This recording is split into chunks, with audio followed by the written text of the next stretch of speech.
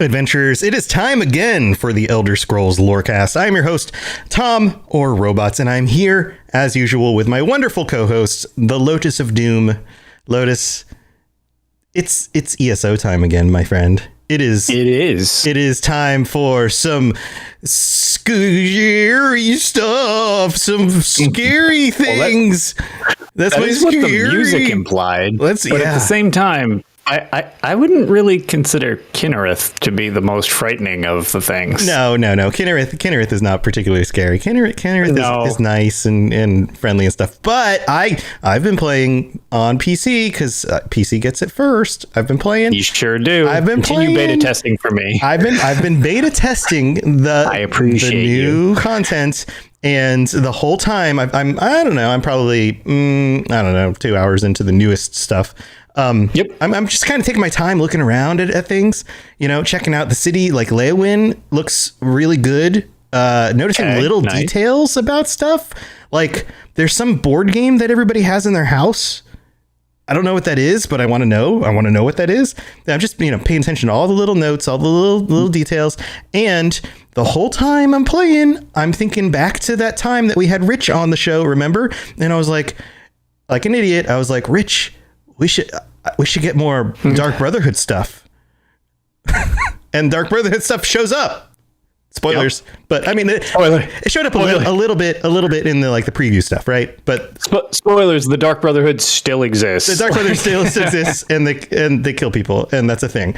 But there's a lot more to it, and I'm deep into the story, and I'm like, I think I know what's happening, but I don't know for sure, and. It's good. It's good so far. I've been having a great time. Yeah. I'm not that far in, but I'm having a great time. But I just had to start out the episode with that. I'm sorry. You sound completely bummed that you haven't. Soon. You haven't gotten into it yet. We get till Tuesday. Yeah.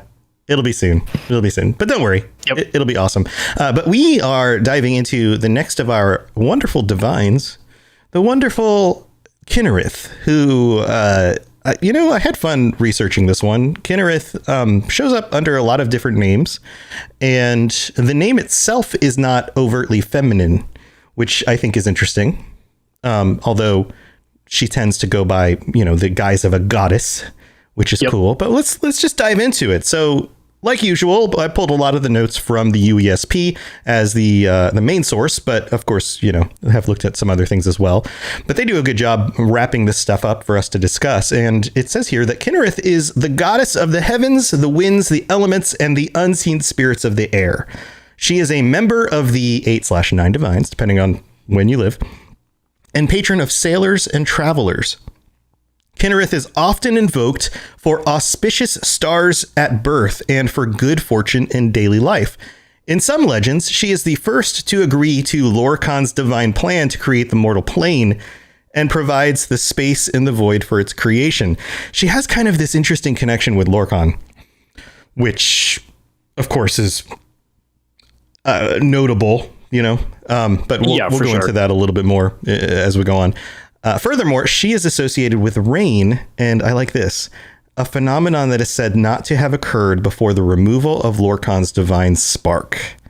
So it's almost as if she weeps for him, and that's the rain. I really like that symbology. Yeah, that's a very I don't even know how you explain that. It's just a very, very good visual representation of something. That's with how kind of devoid, but also involves some of the Adrian Daedra tend to be, just with their symbolism and everything like that. Having her tears be the rain is just that's a pretty cool, but also pretty peaceful idea behind that. Yeah, and this happens in other, real world lore. And that's the reason why we get snow in the winter. There's always some sort of story reason for it, which chances are is the same kind of thing here. It's probably not actually her tears, but it's interesting to think of that, being that she is the goddess of the heavens, the winds, the elements, spirits of the air. It makes sense, the rain comes from the sky. So yeah, it's more symbolic than she's actually just up there crying on us in game. Right. Probably, at least. Which would be weird. Yeah, it would be a little strange. She's just up there weeping anytime if you're ever in Glenumbra in ESO, she's just always there crying. Right. Because it never stops raining in that zone for some reason. Yeah, she's just more in one place than everywhere else for some reason. So the section on mythology is pretty short. It says Kynareth is the mother of the demigod Morehouse, who we've talked about a little bit.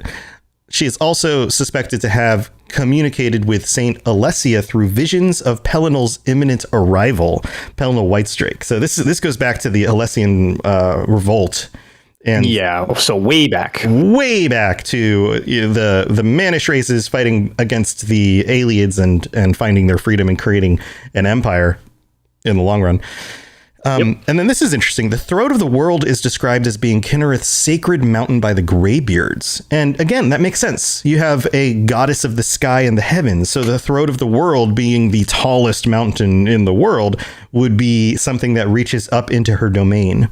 So you would feel closer to her being up on the mountain. So the Greybeards fans of the Kynareth. Now, some other details here. We've got a number of different names she goes by, and this is one of those things that I've mentioned this on the show many times. I am not the lore master. I am somebody who is studying these things and coming across it just like anyone else.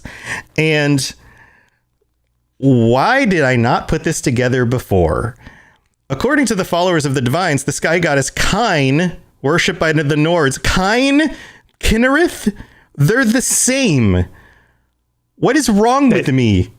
It's the beginning of the word, and I didn't like it. I never stopped and thought like Kynareth and Kyn are that's the analogous name for the Nordic people. Yeah, hers is always the easiest for me to remember because it's basically just less of the name. Yeah, like Akatosh, Alkosh, like a lot of these I was just like, oh yeah, these are the same ones. These are the same ones.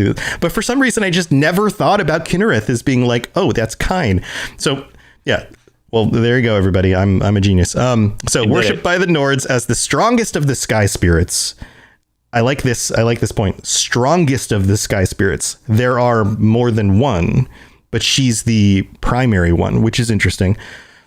And the widow of Shor, so Shor being Lorkhan, which is why she would cry for him, right? Is the Nordic aspect of Kynareth. Rain is said to be Kyn's tears as she mourns the loss of her beloved Shor, since Rain is believed not to have appeared until after his divine spark was forcibly removed. It is said Kyn gifted men with the Thu'um, so they could harness the language of the dragons and use its power to save themselves from the wrath of Alduin and the dragons. So, okay, pause here.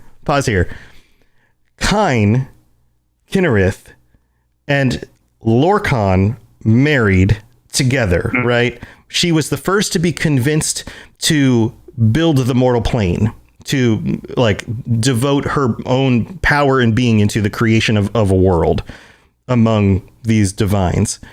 But then you have Akatosh, who creates the dragons, and the dragons are in ways aspects of him, bringing about the things that will eventually just happen in the world, right? They're kind of just bring about everything. And she stands against them by using the Thu'um, by giving men the gift of the dragon voice, taking it basically from them and repurposing it in men so that men can stand against the dragons. What does she have against Akatosh? Yeah, I don't know. It's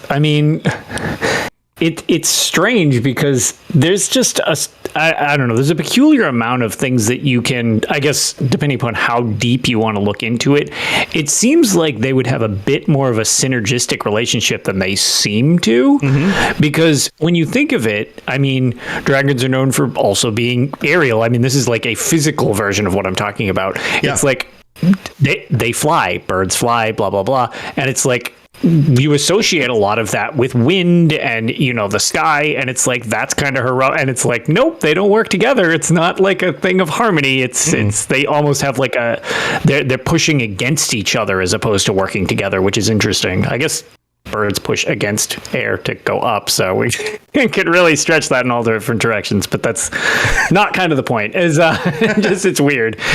I think it's kind of interesting here. It's as if Kynareth and Lorkhan were associated, that they both were acting together and were of one mind, if not very similar minds, about the creation of existence. And Akatosh created time, but is also the end of time as well. So right. It's as if she doesn't want that to occur. She wants to maintain existence, and Lorkhan's no longer here to try to convince the divines to maintain the existence of the world. So it's almost like she's taking over that role in a way. I guess that's kind of, she could almost be that opposing force, so to speak, instead of the normal flow of things, whereas Lorkhan kind of tricked things into changing. She's ironically, in her way of keeping something the same, she's breaking another cycle and changing that. So it's kind of weird that by maintaining a pattern of similarity, you're actually breaking the flow of change, which had become normal. So it's weird that she's almost doing the opposing thing to actually do the same thing. It's just a weird yeah, it's strange how that kind of works out. Right. It also, if I was a Mannish race in Tamriel, I would most likely worship Kynareth over Akatosh, because Kynareth is all about, at least according to this and some of the other things we know, about the sustenance and the ongoing existence of the world, whereas Akatosh is eventually going to finish the Kalpa. He's going to wrap things up, end it all, and potentially begin another Kalpa, if that's even really a thing, which we seem like it might be.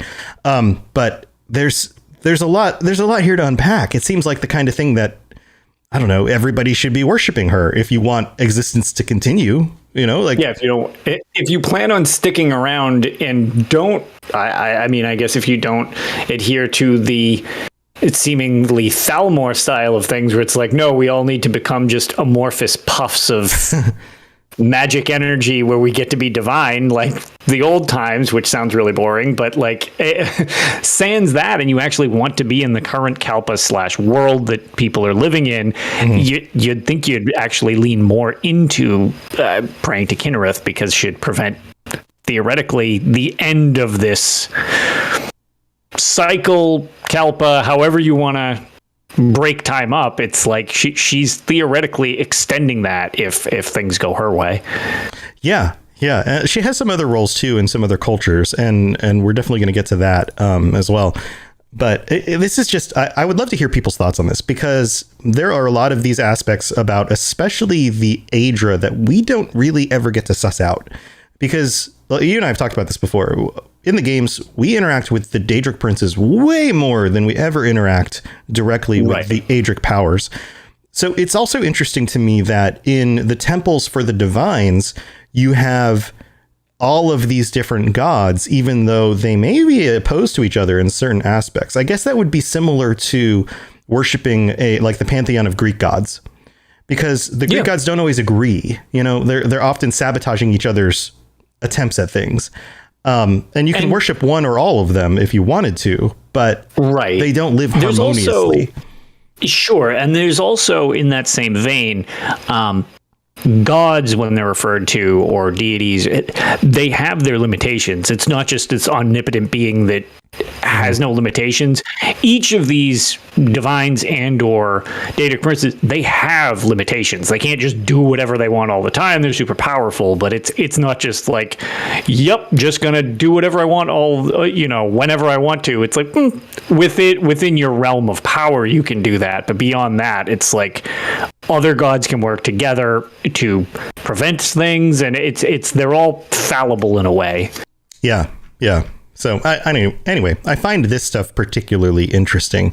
So let's get through some of the other connections that she has to some of these other races and cultures.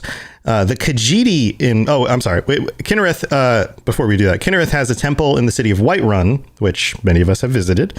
One of the deities of this temple, or duties of this temple, is to tend the Gilder Green, which is considered sacred to Kynareth's followers. So it makes sense that she would be worshipped by the Nords because she gave them the Thum. So that makes sense. The Khajiit interpretation of Kynareth is the goddess of the winds. Kynarthi is the word they use for Kynareth, which totally makes sense. And good old dumb me didn't put that together until I was doing the research on this. Kynarthi's roost, like there are places that are named after that. Yep. Kynarthi acts as a psychopomp for faithful Khajiit. So when the Khajiit die, they go into, quote unquote, the heavens, and she escorts them to the afterlife. So she basically fulfills that role for their culture.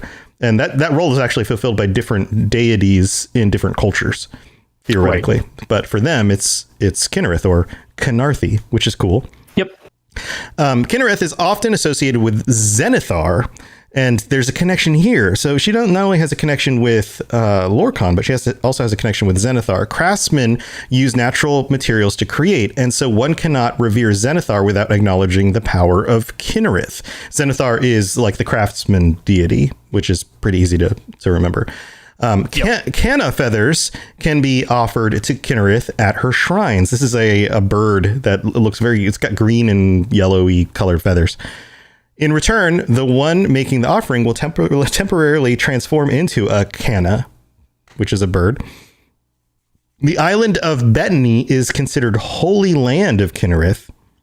This was a factor for Daggerfall's involvement in the War of Bettany. It was also the reason why the conflict escalated to the Battle of, I'm going to mess this up, Cryingane?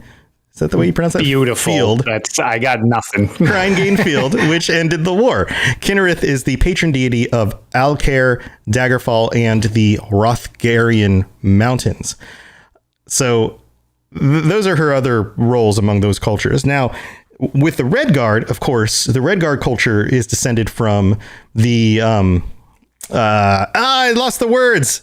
I was doing so well. The Yakuden. I was doing so well. Before I lost I was going to let it play out until you needed me. Yeah, it always happens. And so, of course, the Yakudens have different deities. And so the association here is actually pretty clear, whereas a lot of times there isn't an analogous one, or the analogy is pretty rough. So among the Red Guards, there's Tava, who's also known as the Lady of the Air. So very strong correlation there. And it's an easy connection to make. Easy connection, right? She is the spirit of the air and the goddess of weather in the Red Guard pantheon, and has dominion over all elements of sun and storm, save only for the stars, which belong to Ruptga. Tava is most famous for leading the Yakudens to the Isle of Herne after the destruction of their homeland. So again, played a role of, it wasn't like a psychopomp in the sense that you're leading somebody into the afterlife, but a form of salvation, which is similar. You can use that word for people seeking refuge. Right. She was basically a psychopomp for their salvation to a new land, which is interesting. She has since become associated or assimilated into the mythology of Kynareth. She is still very popular in Hammerfell among sailors, which makes sense for the winds and the weather, sure. Right? Like if you're going to be sailing across the ocean, you're going to want to make sure that you're worshiping the right god, who's going to make sure that you don't, drown, or the winds die and you don't go anywhere and starve to death. Yeah, you'll get left out at sea until the Maormer finds you. Right. Or the Slode? Do the Slode just slither through the water? Yeah, or the Slode very slowly find you. Slowly just kind of through. Yeah. I don't know how that works. So she's still very popular in Hammerfell among the sailors, and her shrines can be found in most cities, port cities. In the mid-Second Era, the city of Lainil was called Tava's Blessing before being renamed after the Lainlin family. And then the red-tailed hawk is considered sacred to Tava, as is the Goshawk. Goshawk, I think is how you pronounce that. Goshawk? Yeah, I would guess it's a Goshawk. I don't really know how you'd pronounce that. That's a weird word. Mm-hmm. And this part is interesting too to me. Harpies are seen as abominations by her faithful. So this idea... That's weird to me. Yeah. That I didn't know that prior to any of this, but that I wouldn't have assumed something like that just because harpies... I mean, I don't know deep harpy lore, but like it seems like harpies would almost be more in tune with something like Kynareth as opposed to abominations, unless there's more to their creation that I need to look up. So, yeah, Goshawk, wayward world. Oh, that flows better. That makes more sense. I like Goshawk. Yeah, that would make sense. But yeah, maybe we'll have to look up harpies now.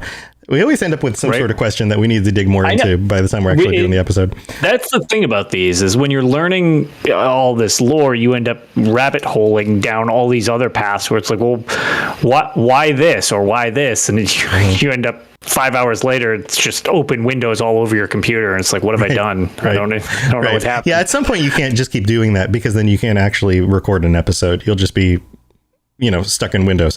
But my guess would be that harpies are a form of like an abomination.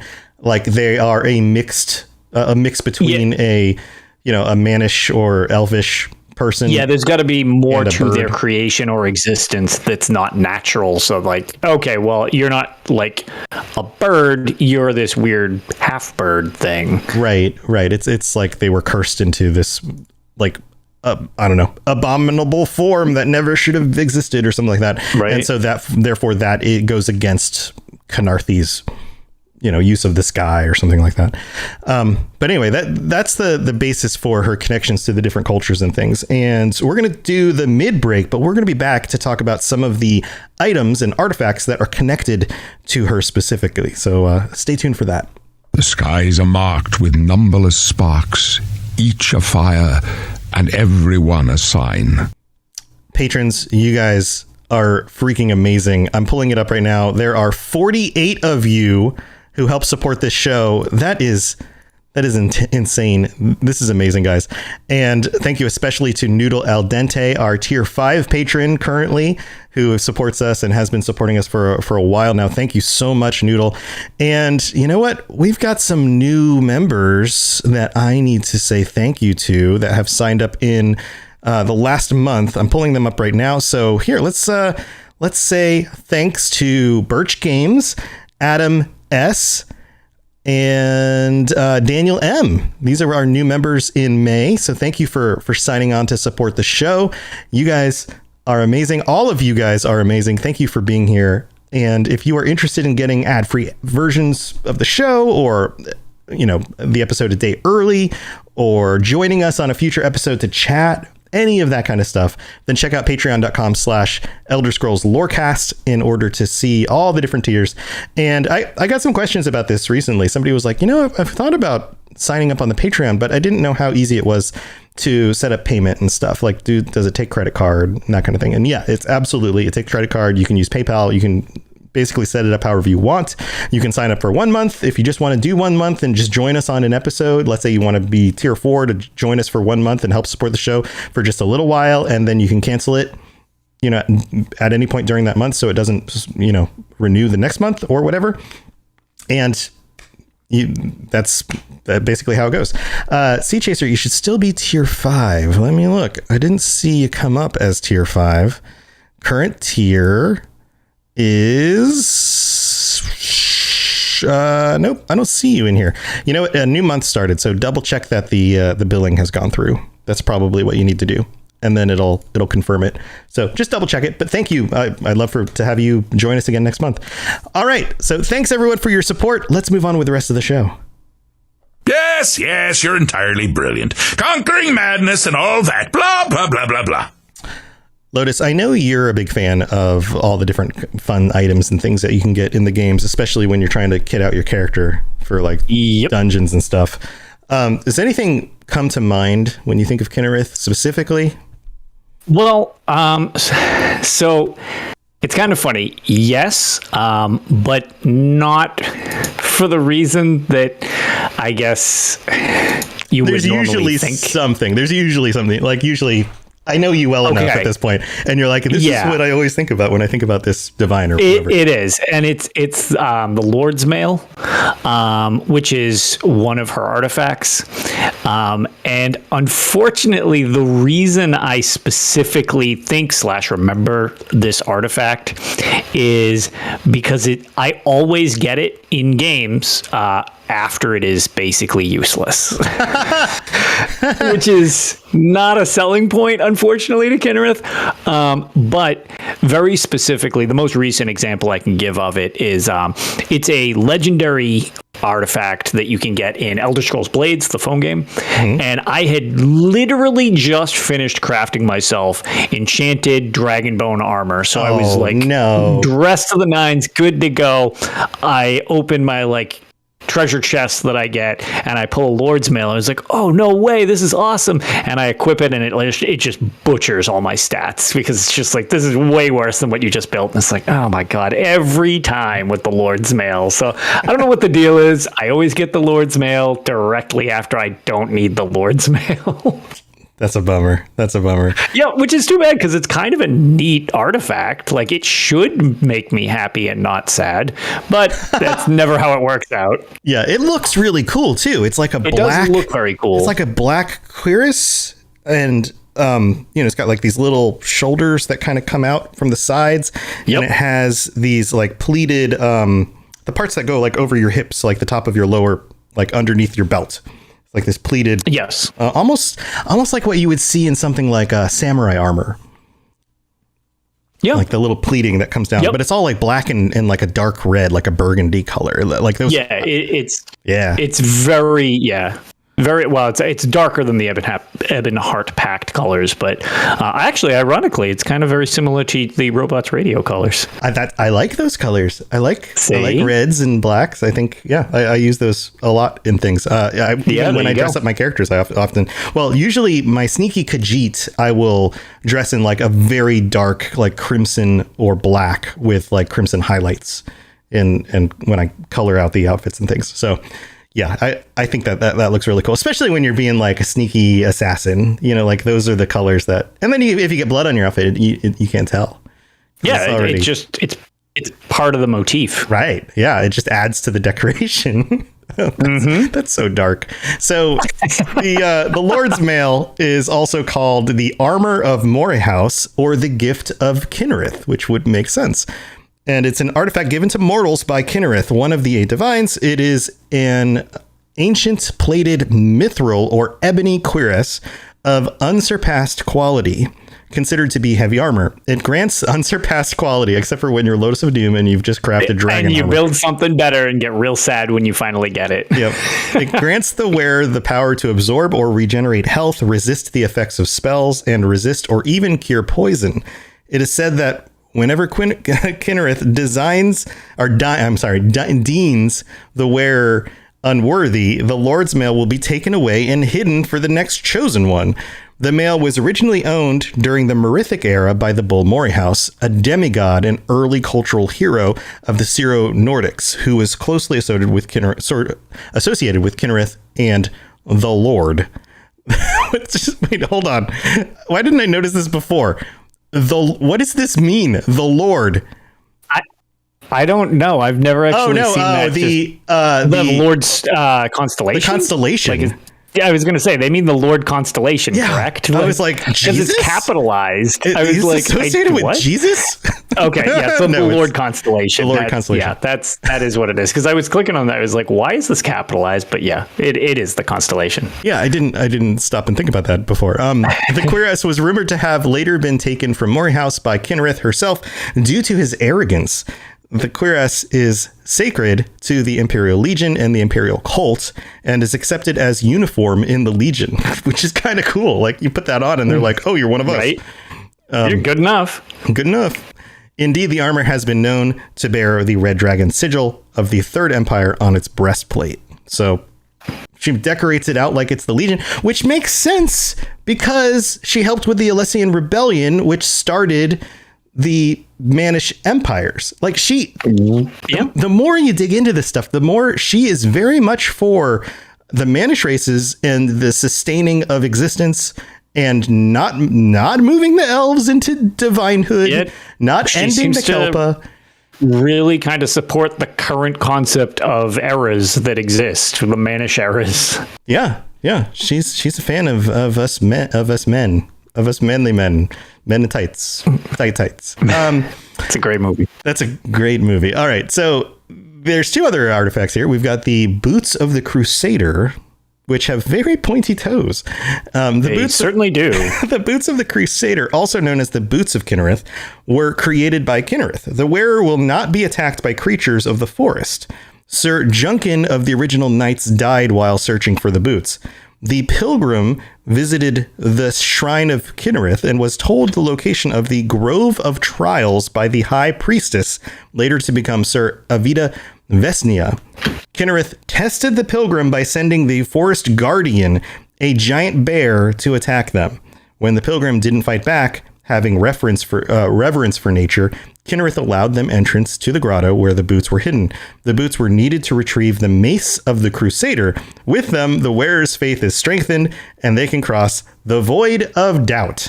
This sounds like somebody's Dungeons and Dragons adventure that went on too long, and they just started like adding more and more and more and more stuff. Doesn't it? Yeah, a little bit. Yeah, a little bit. I'm not going to lie. I can kind of see it where it's just like we're reaching a little bit here. Yeah. Now, all of these events are part of the Knights of the Nine expansion for Oblivion. And these are some of the things that you do in that adventure and can acquire through that. So, man, I need to go back and play that. It's been a long time. It's been a long time. I remember that being a very good expansion, but I also have not played that in ages. Yeah, I definitely didn't have any understanding about any of this stuff at the time I played through it, and probably was like, I don't know what's happening. I just got cool boots. Because that's how that goes. The final item is the Ring of the Wind. The Ring of the Wind is a legendary treasure of Elsewhere, sacred to Kynareth. It was owned by the nimble acrobat Kisimba Spring Snow, who is said to always land on her feet, except when she chose to land on the feet of others. Oh man, this is a cool looking ring. It's kind of shiny. I think it's very pixelated. Well, very not pixelated. That's not the word I meant. Simple. It's very blocky because it's Morrowind. Mm-hmm. But it looks like it's designed in a way where like the whole ring is made out of crystal, like a bluish and whitish crystal. And it's as if the ring itself was carved from the crystal, like it's completely. Almost designed like it looks almost like it's got a tower shield attached to the front of the ring itself. Yeah. So that's kind of weird, but yeah, pretty cool stuff. That's all the artifacts we have for Kynareth, but Kynareth, another interesting divine. Yes, and since I actually grabbed it during the break, and I've been trying to remember to grab them each episode, this is going to be a little more visual, but again, we'll do what we can to describe it for the audio listeners. Kynareth or Kynes, oh my god, her statue is it's basically a pair of wings kind of folded in toward the middle, as if the wings were kind of making a nest for the creature itself. And then there's a blue crystal in the middle of it is what the shrine itself looks like. Or if you look at it from the back, it looks like soft serve ice cream. So, I never considered that as wings. It always kind of looked like a shell to me. Yeah, but you're right. Yeah, I guess it could. Yeah, I was going to say, I always assumed that it was like the wings of her closing in around whatever the creature is, because it's an undefined creature. But yeah, it's forming a shell basically out of the wings. Yep. Right. Here, I'm gonna pull up an image for you guys on the stream so you can see it. But this is interesting. Yeah, I never visualized it because it is such an odd shape. It is. It's like the soft serve ice cream thing. When you see it from the other side, it's less of a joke, more of that's actually sort of kind of what it looks like. It's weird. Mm-hmm. Yeah. I always saw it as like maybe shaped kind of like a shell because it's got that like kind of bulbous and coming to a point kind of thing going. Yep, for sure. But it's definitely not a shell though. And if you look at the bottom of it, the way the detail kind of curls around. They like curl in. I always assumed that those were just like the wings that are kind of scooping in on it. It might be, Kynareth protecting humanity from actually being destroyed. Maybe that's what that's all about. Who knows? Who knows? So cool stuff. But that's all I got for Kynareth. I feel like this was a quick episode. Yes. Well, one other thing, just because I'm much more into the, hey, here's a random thing related to this topic that we're talking about that I want to just kind of recommend to people. So what we had mentioned earlier with her artifacts specifically being kind of focused around Oblivion with the Knights of the Nine and stuff. One other thing, it is another Oblivion reference for you. For anybody who likes the music to these games, there is one track called the Wings of Kynareth. That's literally the name of the track. It's off the Elder Scrolls 4 Oblivion soundtrack. It is a very well-known song. You probably have heard it more than you actually realize, and strong recommendation to give it a listen if you have access to it. It is very pretty. So it's one of the few that's got like a direct name. Like it's the song titles are very lore centric a lot of times themselves. So this one just happened to tie in directly since it's the Wings of Kynareth. It doesn't really get much more direct connection than that. So yeah, that sounds cool. I'll have to check that out. Yes, it's a very good track. And just for the sake of making a brief reference to it, because there's something else I was looking up, because I don't want to leave it completely undone. We're not going to go super into this. We had mentioned like maybe there's some reason why she's opposed to harpies and thinks they're an abomination. They seem to have a potential tie-in to Nocturnal, which again, you're dealing with Daedra, so that would kind of, if true, that could be why they're viewed as an abomination. Also, it seems like there's some inbreeding things related to harpies, so that's probably not good. Yeah, probably not. More abomination stuff. So those are just a couple reference points without going into a lore side tangent on harpies. Just a couple quick little to-dos about like potential reasons that she's not so great with the harpy thing. Mm-hmm. I want to know more about her connection with Lorkhan, because yes, it seems like there's potential there depending on the situation. Mm-hmm. Yeah, I think.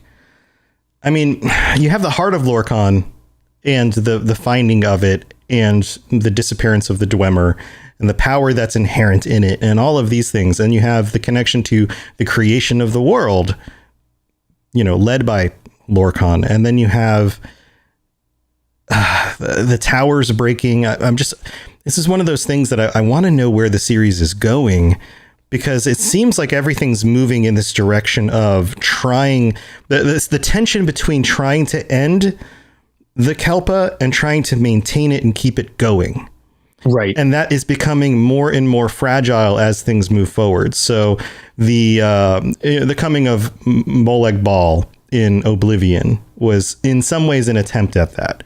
Sort of. Oh, you mean Dagon? Or Dagon in Oblivion. Molag Bal in ESO. Molag Dagon Bal in ESO. In Oblivion. Yep. Then you have the events of Skyrim and the dragons returning, which were ushering in basically the end times. And then that gets stalled. And then you have the goals of the Thalmor, who are trying to mantle the gods and basically become gods and end they don't want existence, it seems, to keep going, because they want to become gods in order to lord over existence, because they believe that they descended from gods and deserve to be back there. Sure. But that stands in direct opposition to people like Kynareth. Like if the Thalmor are coming into more power in something like TES 6, then it would make sense that Kynareth would take a more active stance against them, and that we might see something having to do with that. Just a thought. Yeah, it's going. It'll be interesting when we finally progress more concretely in the storyline as well, because so far we've had sidling alongside things in the story since Skyrim, and we've obviously had information filled in the past, but we haven't progressed really much more solidly into the future, with a couple weird references from Elder Scrolls Legends, the card game. But for the most part, it's like pretty much that's our endpoint right now, and we don't understand what exactly are the ramifications of what happened in Skyrim, and for that matter, what happened in Skyrim, because with this series, there's a lot of weird breaks that can happen, and that, you know, they're dealing with Elder Scrolls and all these things. It's like it's hard to tell, like, what happened, you know, what's canon, what is considered what actually happened at the end of Skyrim. So yeah, we won't know. Who knows? Right. Yeah, who knows? It's like, theoretically, the Emperor could be dead or alive. Right. And depending on how you handle the Dark Brotherhood. Sea Chaser points out in chat, says she removed the dwarves. And I don't know if you're joking or not, but that got me thinking, like, was she protecting the heart of Lorkhan from being misused? And the dwarves, being Myr, were maybe trying to use technology and the power of the heart to mantle the gods, right? So that's an interesting idea. Using the power of the heart and protecting it to keep the dwarves away, and maybe got rid of them. But it also makes sense that she would have enabled somebody like Talos, a man, to power the Numidium. Just run amok with the Numidium. Right. Because that forwards the Manish race's agenda to maintain existence and to keep things going.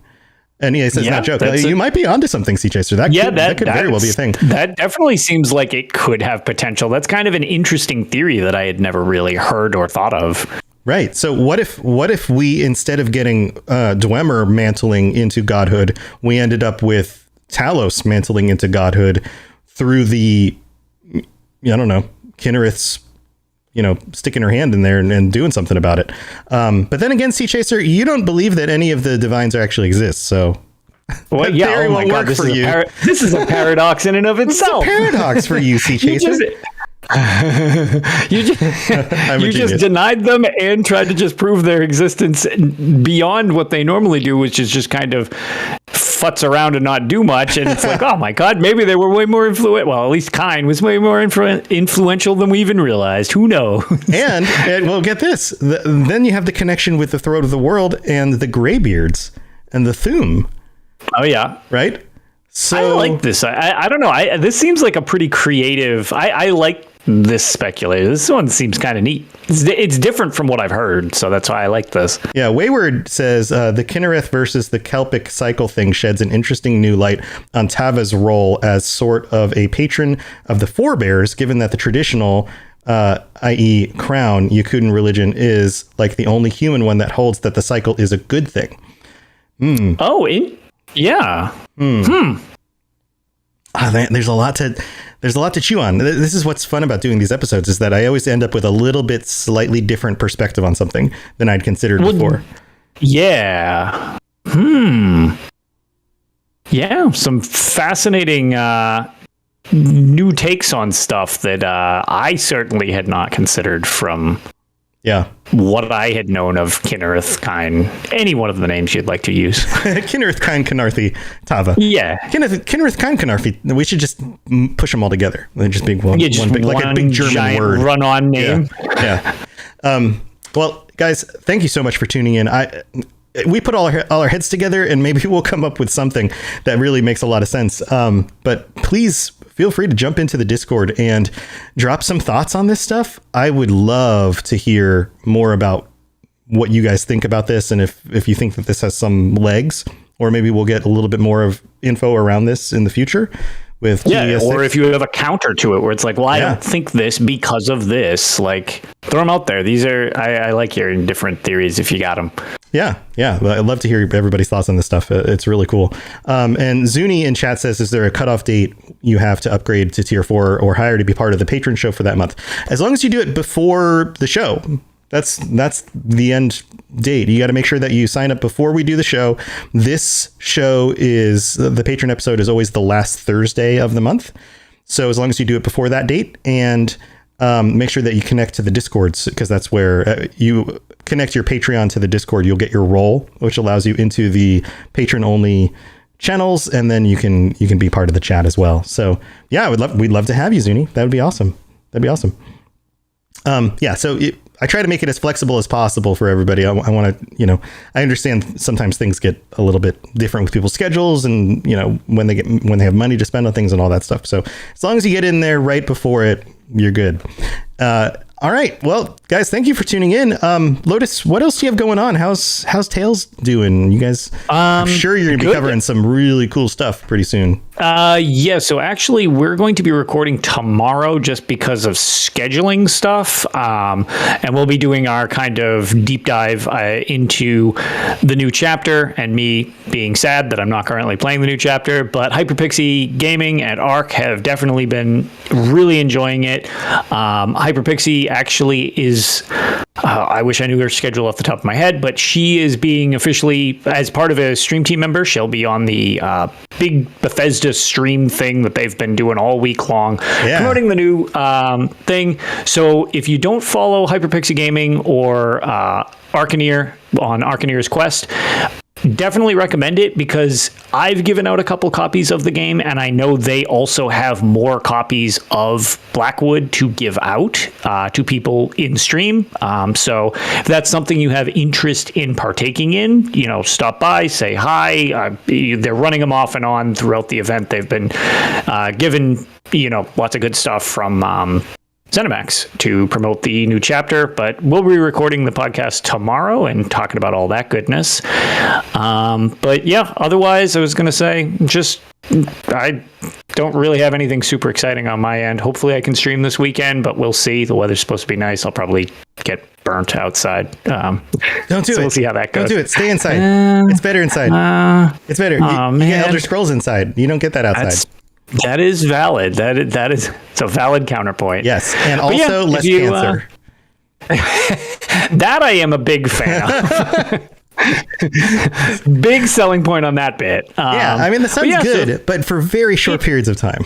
Yeah, that's just it. And it's a tough balance. It's a tough balance. What do you call it? Yeah. So, if you ever need to get a hold of me, if you have an interest in checking out my streams, I'm over at Lotus of Doom, or I'm on Twitter at Lotus of Doom. It's nice and easy to find me if you need me. Yeah. Awesome. Yeah. I've been playing on stream again. I reset up a lot of my overlays and stuff for my game stream stuff, not for this overlay. It's the same as it's been, but for the other ones, created some more channel points, all sorts of fun stuff. You guys should check those out. Most of the new ones only work during gameplay stuff. They don't work during podcasts because it has to connect to that overlay, but a lot of auto things that happen if you use some of those. So those are fun. I played some ESO this morning on stream, and that was cool. And I will definitely be doing some more game stuff coming up. It's summer now, and I think my gameplay times are going to change again.